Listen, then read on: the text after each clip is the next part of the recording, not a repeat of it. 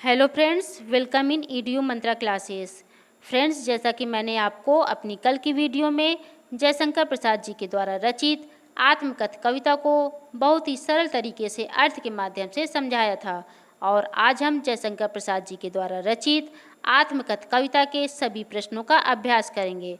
तो चलिए शुरू करते हैं। और शुरू करने से पहले आप लोग यदि मेरे इस चैनल को सब्सक्राइब नहीं किया है तो इसे सब्सक्राइब अवश्य कर दें और सब्सक्राइब वाले बटन में जाकर बेल आइकन्स को भी दबा दें ताकि मेरी हर एक वीडियो आपको समय समय पर मिलती रहे।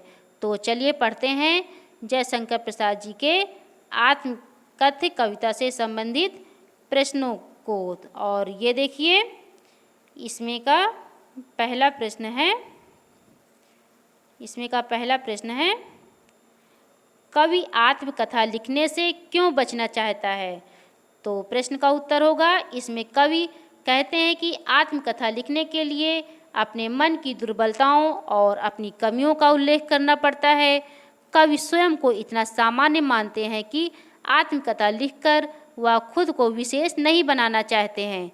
कवि अपने व्यक्तिगत अनुभवों को दुनिया के समक्ष व्यक्त नहीं करना चाहते हैं क्योंकि वो अपने व्यक्तिगत जीवन को उपहास का कारण नहीं बनाना चाहते हैं। इन्हीं कारणों से कवि आत्मकथा लिखने से बचना चाहते हैं। तो ये था पहले प्रश्न का उत्तर। और अब हम इसमें का दूसरा प्रश्न पढ़ती हूँ। दूसरा प्रश्न है, आत्मकथा सुनाने के संदर्भ में अभी समय भी नहीं, कवि ऐसा क्यों कहता है। तो यहाँ पर कवि को लगता है कि आत्मकथा लिखने का अभी उचित समय नहीं हुआ है क्योंकि आत्मकथा लिखकर कवि अपने मन में दबे हुए कष्टों को याद करके दुखी नहीं होना चाहते हैं। अपनी छोटी सी कथा को वह बड़ा आकार देने में मैं असमर्थ हूँ, ऐसा कवि कहते हैं। और मैं अपने अंतर्मन को लोगों के समक्ष प्रस्तुत करना भी नहीं चाहता हूँ। और कहते हैं कि आत्मकथा प्रायः जीवन के उत्तरार्ध में लिखी जाती है, परंतु अभी जीवन में ऐसा समय नहीं आया है। और कवि कहते हैं कि मुझे ऐसा लगता है कि मानो मुझे अभी ऐसी कोई उपलब्धि नहीं मिली है जिसे मैं लोगों के सामने प्रेरणा स्वरूप रख सकूं। इन्हीं कारणों से कवि ऐसा कहते हैं कि अभी आत्मकथा लिखने या सुनाने का समय नहीं हुआ है। तो ये था दूसरे प्रश्न का उत्तर। और अब आते हैं तीसरे प्रश्न में। तीसरा प्रश्न है, स्मृति को पाथेय बनाने से कवि का क्या आशय है। तो पहले तो यहाँ आपको पाथेय का अर्थ बता देती हूँ। पाथेय का अर्थ होता है मार्ग में मिलने वाले भोजन से। तो इस तीसरे प्रश्न का उत्तर यह है कि यहाँ पर कवि अपने बारे में कहते हैं कि मेरी प्रेयसी मुझसे दूर हो गई है, मेरे मन मस्तिष्क पर केवल उसकी स्मृति ही है और इन्हीं स्मृतियों को मैं अपने जीवन का संबल यानी सहारा बनाना चाहता हूँ। अतः स्मृति को पाथेय बनाने से कवि का आशय स्मृति के सहारे से है। तो ये रहा हमारा तीसरा प्रश्न का उत्तर। और अब आते हैं चौथे प्रश्न में। और चौथा प्रश्न है, भाव स्पष्ट कीजिए। तो यहाँ पर देखिए, दो पंक्तियाँ दी गई हैं और दोनों ही पंक्तियों का भाव स्पष्ट करना है। तो चलिए पहले इसके पहले वाले का भाव स्पष्ट कर लेती हूँ। लिखा है इसमें, मिला कहाँ वह सुख जिसका मैं स्वप्न देखकर जाग गया, आलिंगन में आते आते मुसक्या कर जो भाग गया। यहाँ देखिए, कवि कहना चाहते हैं कि मुझे वह सुख नहीं मिल सका जिसकी मैं कल्पना कर रहा था, मुझे तो सुख मिलते मिलते रह गया। यानी कि इन पंक्तियों के माध्यम से कवि कहना चाहते हैं कि इस दुनिया में सुख दिखावा मात्र है। हम जिसे सुख समझते हैं वह अधिक समय तक नहीं रहता है, वह स्वप्न की तरह जल्दी ही समाप्त हो जाता है। तो ये था पहला। और अब दूसरा देखते हैं। दूसरा दिया है, जिसके अरुण कपोलों की मत वाली सुंदर छाया में अनुरागनी उषा लेती थी निज सुहाग मधुमाया में। तो यहाँ अरुण कपोलों का अर्थ होता है लाल गाल और अनुरागनी उषा का मतलब होता है प्रेम भरी भोर या फिर कह लीजिए एक नई प्रकार की सुबह। तो यहाँ पर कवि अपनी प्रेयसी यानी अपनी प्रेमिका या फिर पत्नी के सौंदर्य का वर्णन करते हुए कहते हैं कि अभी कोई ऐसा भी था जिसके अरुण कपोलों को देखकर यानी लाल गालों की लालिमा को देखकर मुझे प्रेरणा मिलती थी। जैसे एक प्रेम भरी भोर या एक नई सुबह किसी मनुष्य को हर दिन अपने कर्म को करने के लिए उत्साहित करती है, वैसे ही कवि की प्रेरणा उन्हें उनके लक्ष्य की ओर चलते रहने के लिए उत्साहित करती रहती थी। तो ये था हमारे चौथे प्रश्न का उत्तर। और अब पांचवा प्रश्न और देख लेते हैं। पांचवा प्रश्न है, उज्ज्वल गाथा कैसे गाऊं मधुर चांदनी रातों की कथन के माध्यम से कवि क्या कहना चाहता है। तो इस प्रश्न के उत्तर में कवि यह कहना चाहता है कि वह अपनी प्रेयसी यानी प्रेमिका के साथ चांदनी रातों में बिताए गए वे सुखदायक क्षण किसी उज्ज्वल गाथा की तरह ही पवित्र हैं, जो कवि के लिए अपने अंधकार जीवन में आगे बढ़ने का एकमात्र सहारा बनकर रह गया है। ऐसी स्मृतियों को वह सबके सामने प्रस्तुत कर अपनी हंसी नहीं उड़ाना चाहता है, अतः वह अपने जीवन की व्यक्तिगत मधुर स्मृतियों को किसी के साथ बांटना नहीं चाहता है, बल्कि अपने तक ही सीमित रखना चाहता है। तो ये हुआ हमारा पांचवें प्रश्न का उत्तर। और अब छठा पढ़ते हैं। छठा प्रश्न है, आत्मकथ कविता की काव्य भाषा की विशेषताएं उदाहरण सहित लिखिए। तो चलिए, जयशंकर प्रसाद द्वारा रचित आत्मकथ कविता की काव्य भाषा की विशेषताएं उदाहरण सहित देखते हैं। इसमें जैसे कि प्रस्तुत कविता में कवि ने खड़ी बोली हिंदी भाषा का प्रयोग किया है। जैसा कि आपने कविता में पढ़ा था, यह लोग करते ही रहते हैं अपना व्यंग मलिन उपहास। इन पंक्तियों में इन्होंने खड़ी बोली हिंदी भाषा का प्रयोग किया है। और दूसरी विशेषता है, अपने मनोभावों में सजीवता लाने के लिए कवि ने ललित, सुंदर एवं नवीन बिंबों का प्रयोग किया है। और इसके उदाहरण में जैसे, जिसके अरुण कपोलों की मतवाली सुंदर छाया में अनुरागिनी उषा लेती थी निज सुहाग मधुमाया में। तो ये इसकी दूसरी विशेषता का उदाहरण है। देखिए, ये जितने भी उदाहरण को मैं बता रही हूँ, ये सारे उदाहरण आपको मेरे इसके पहले की वीडियो में मिल जाएंगे, जिसमें मैंने सभी उदाहरणों को अर्थ के माध्यम से समझाई भी हूँ। और आप मेरे इसके पहले की वीडियो में जाकर देख सकते हैं, और देखने के बाद ये सारे प्रश्न आपको और भी आसान लगने लगेंगे। तो चलिए, इस प्रश्न की और विशेषताओं को उदाहरण के साथ देखते हैं। जैसे आत्मकथ कविता की काव्य भाषा की अगली विशेषता में कवि ने नवीन शब्दों का प्रयोग किया है। उदाहरण के लिए जैसे, यह विडंबना प्रवंचना औरों की दिखलाऊं मैं।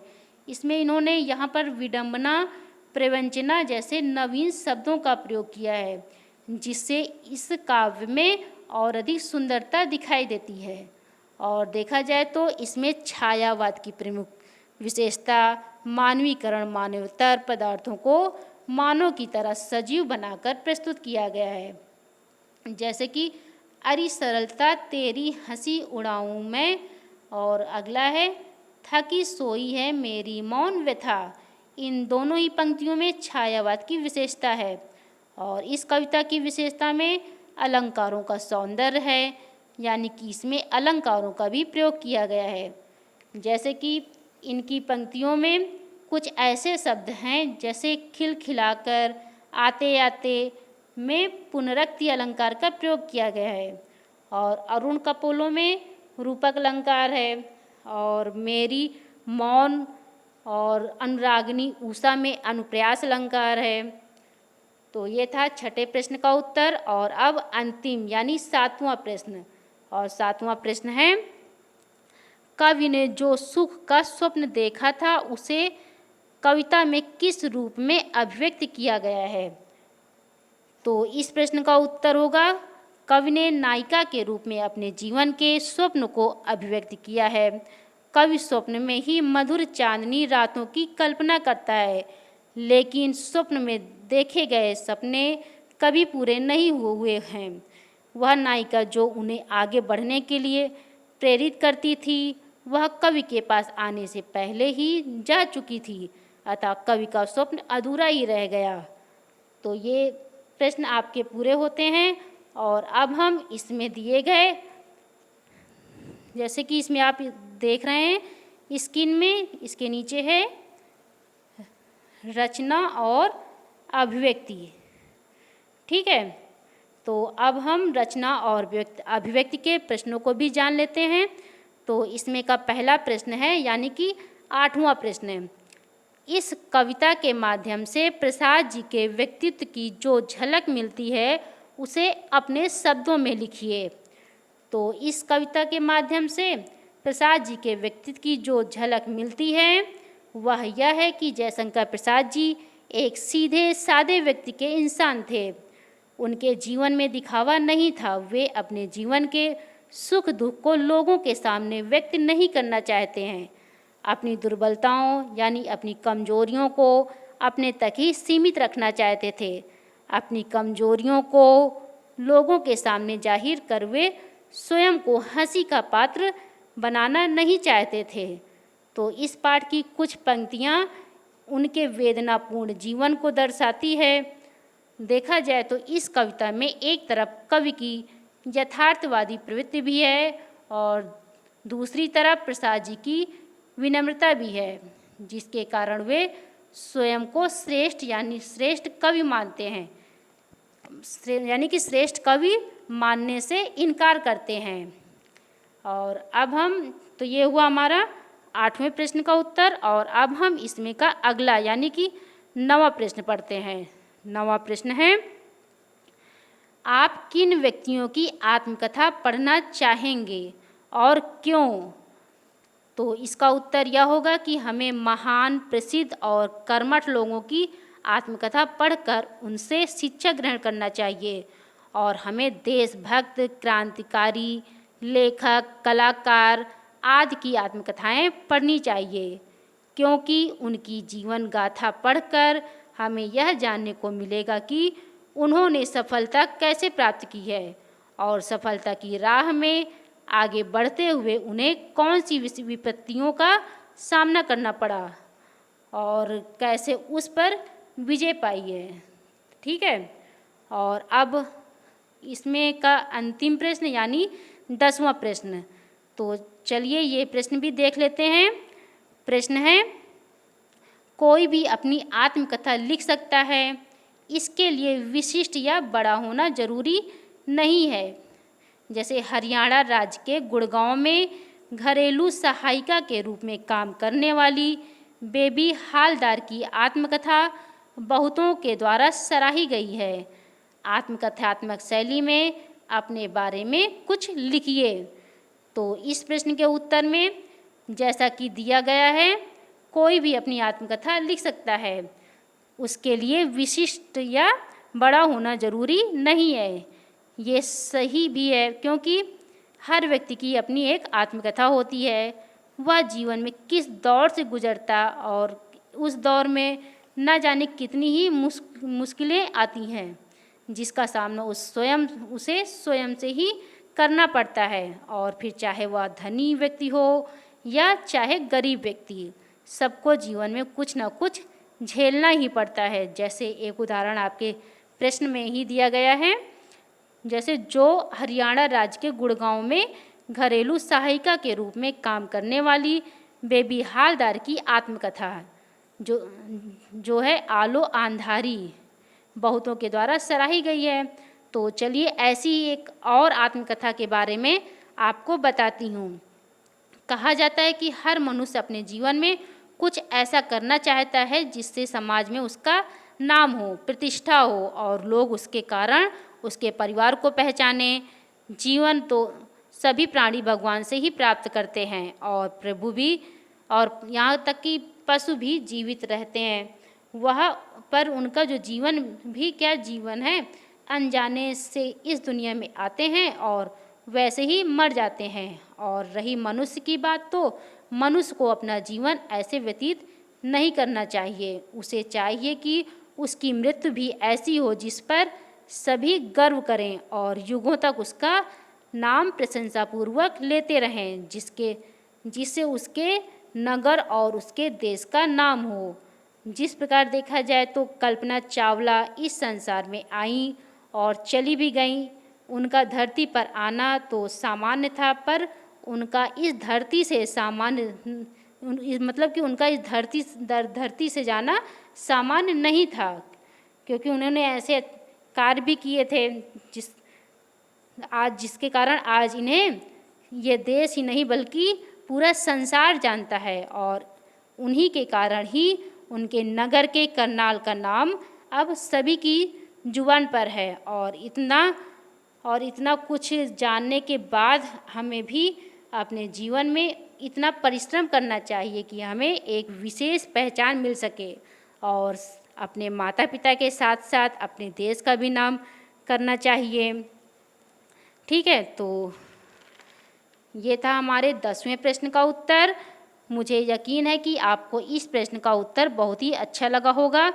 और इसमें देखिए पाठ्येतर सक्रियता के कुछ प्रश्न हैं, जिसमें पहला प्रश्न दिया है, किसी भी चर्चित व्यक्ति का अपनी निजता को सार्वजनिक करना या दूसरों का उनसे ऐसी अपेक्षा करना सही है? इस प्रश्न के पक्ष विपक्ष में कक्षा में चर्चा कीजिए। तो देखिए, मुझे नहीं लगता है कि यह प्रश्न आपके लिए इतना ज़रूरी है, इसलिए इसको मैं छोड़ रही हूँ और यह प्रश्न इतना इम्पॉर्टेंट भी नहीं है। और अगला प्रश्न देखते हैं। अगला प्रश्न है, बिना ईमानदारी और साहस के आत्मकथा नहीं लिखी जा सकती। गांधी जी की आत्मकथा सत्य के प्रयोग पढ़कर पता लगाइए कि उसकी क्या क्या विशेषताएं हैं।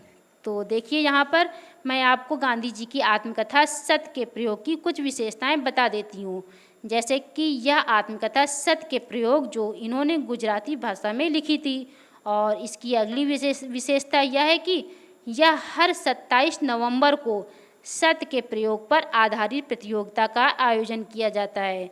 और गांधी जी की आत्मकथा सत्य के प्रयोग की एक और प्रमुख विशेषता यह है कि 30 विदेशी और भारत के सभी भाषाओं में यह प्रकाशित है। और इसकी विशेषता यह है कि यह आत्मकथा 5 भागों में है और 5 भागों में गांधी जी के बचपन से लेकर जवानी तक का जिक्र हुआ है। और आपको बता दें कि गांधी जी की आत्मकथा सत्य के प्रयोग में देखा जाए तो इसमें बहुत ही विशेषताएं हैं, जिसे मैंने बहुत ही संक्षेप में बताया है।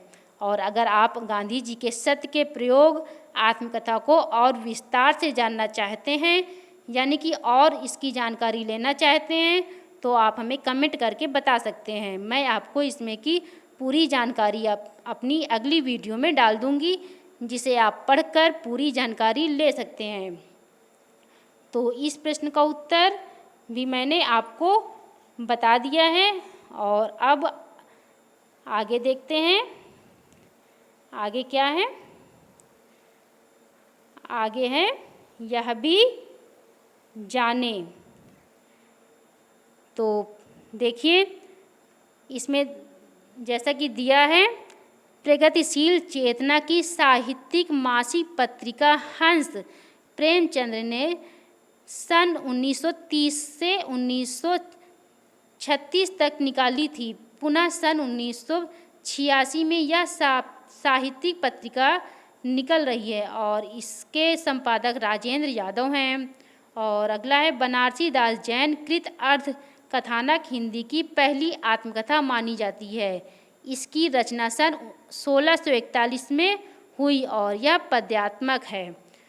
तो ये आप लोग इसमें देखकर ही पढ़ लीजिएगा, क्योंकि कभी कभी ऐसे प्रश्न के उत्तर बहुत बहुविकल्पी प्रश्नों में पूछ लिए जाते हैं। और ठीक है, इसको आप लोग खुद पढ़ लीजिएगा। और इसके नीचे दिया है, आत्मकथ का एक अन्य रूप यह भी देखें।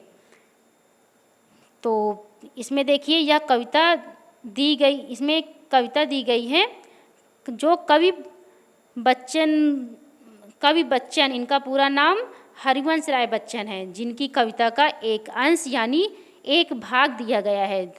तो चलिए इसे भी आपको समझा देती हूँ। देखिए, यह काव्यांश आपके पाठ्य पुस्तक आरोह भाग 2 में संकलित कविता आत्मपरिचय से ली गई है। ठीक है, इसके रचयिता प्रसिद्ध गीतकार हरिवंश राय बच्चन हैं, जैसा कि आपके बुक में भी इनका नाम दिया भी गया है। आपको यह भी बता दें कि इस कविता में कवि जीवन को जीने की शैली बताते हैं, साथ ही दुनिया से अपने द्वंद्वात्मक संबंधों को भी उजागर करते हैं। तो चलिए देखते हैं। मैं वह खंडहर का भाग लिए फिरता हूँ, मैं रोया इसको तुम कहते हो गाना, मैं फूट पड़ा तुम कहते छंद बनाना, क्यों कवि कहकर संसार मुझे अपनाए, मैं दुनिया का हूँ एक नया दीवाना। तो यहाँ कवि कहते हैं कि मैं, पहले तो आपको इसमें का अर्थ, इसमें जो दिया गया है उसका अर्थ बता देती हूँ। जैसे कि खंडहर मतलब होता है टूटा हुआ भवन, और भाग मतलब होता है हिस्सा, फूट पड़ा यानी जोर से रो पड़ा। ठीक है, और दीवाना मतलब होता है पागल। तो यहाँ कवि कहते हैं कि मैं उस खंडहर का एक भाग हूँ या एक अंश हूँ जो अपने पास रखता हूँ, जिसे उस महल पर न्यौछावर किया जा सके। यानी कि कवि कहते हैं कि वह इस दुनिया में है, पर वह दुनिया का तलबगार नहीं है। कवि कहते हैं कि प्रेम की पीड़ा के कारण उसका मन रोता है, अर्थात हृदय की व्यथा शब्द रूप में प्रकट हुई है, और उसके रोने को संसार गाना मान बैठता है। और जब वेदना अधिक हो जाती है तो वह दुख को शब्दों के माध्यम से व्यक्त करता है। संसार इस प्रक्रिया को छंद बनाने को कहती है। कवि प्रश्न करता है कि वह इस संसार में मुझे कवि के रूप में अपनाने के लिए तैयार क्यों नहीं है। वह स्वयं को नया दीवाना कहता है जो हर स्थिति में मस्त रहता है। और आगे दिया है, मैं दीवानों का वेश लिए फिरता हूँ, मैं मादकता निशेष लिए फिरता हूँ, जिसको सुनकर जग झुके लहराए, मैं मस्ती का संदेश लिए फिरता हूँ। तो यहाँ बता दें, मादकता का अर्थ होता है मस्ती और निशेष का अर्थ होता है संपूर्ण। तो यहाँ फिर कवि कहते हैं कि समाज उसे दीवाना क्यों नहीं स्वीकार करता। वह दीवानों का रूप धारण करके संसार में घूमता रहता है, यानी पागलों का रूप धारण करके संसार में घूमता रहता है। उसके जीवन में जो मस्ती शेष रह गई है उसी को लिए वह घूमता रहता है। इस मस्ती को सुनकर सारा संसार झूम उठता है। कवि के गीतों की मस्ती सुनकर लोग प्रेम में झुक जाते हैं तथा आनंद में झूमने लगते हैं। मस्ती के संदेश को लेकर कवि संसार में घूमता है, जिसे लोग गीत समझने की भूल कर बैठते हैं।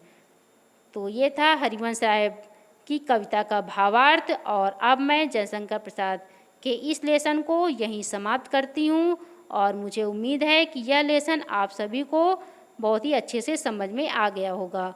और अब अगली वीडियो में हम नया अध्याय यानी कि निराला जी के बारे में पढ़ेंगे। Thank you.